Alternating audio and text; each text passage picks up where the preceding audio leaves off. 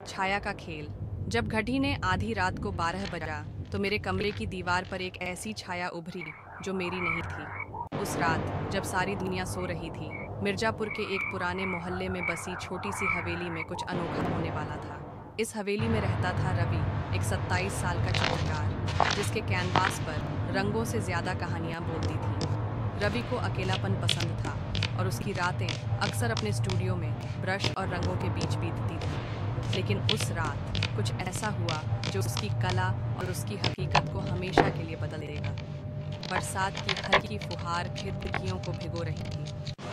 रवि अपने स्टूडियो में एक नया चित्र बना रहा था, एक औरत की तस्वीर जिसका चेहरा अधूरा था। तभी उसने दीवार पर एक छाया देखी।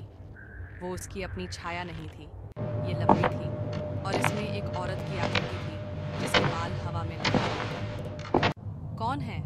रवि ने डरते हुए पूछा, मगर जवाब में सिर्फ सन्नाटा था। उसने पलट कर देखा, लेकिन कमरे में कोई नहीं था। अचानक उसके कैनवास पर अधूरी तस्वीर हिलने लगी, रंग आपस में मिलने लगे और उस औरत का चेहरा धीरे धीरे उभरने लगा।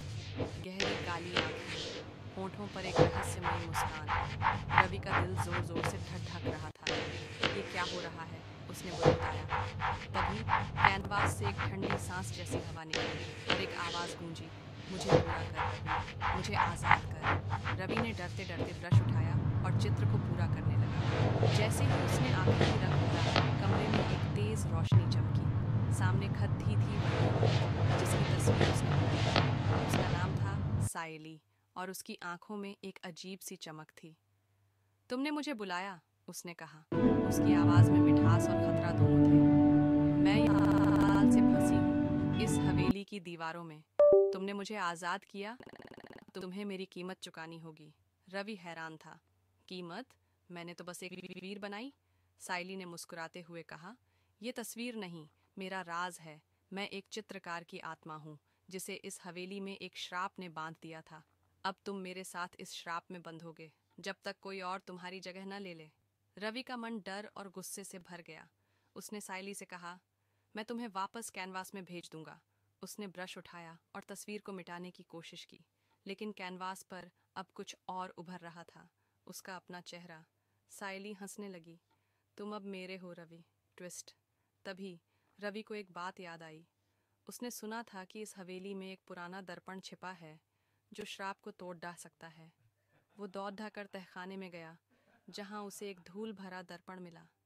उसने सायली को दर्पण के सामने खींचा और चिल्लाया, देखो अपनी सच्चाई।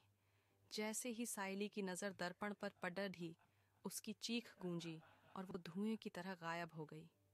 लेकिन दर्पण में अब रवि का चेहरा नहीं था, वहां सायली की आंखें थीं जो उसे घूर रही थीं। रवि ने दर्पण तोड़ दिया और हवेली से भाग निकला।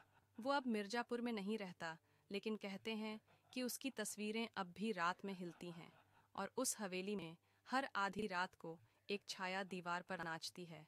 क्या सायली सचमुच चली गई थी, या रवि का डर अब भी उस हवेली में कैद है, किसी नए चित्रकार का इंतजार करता हुआ?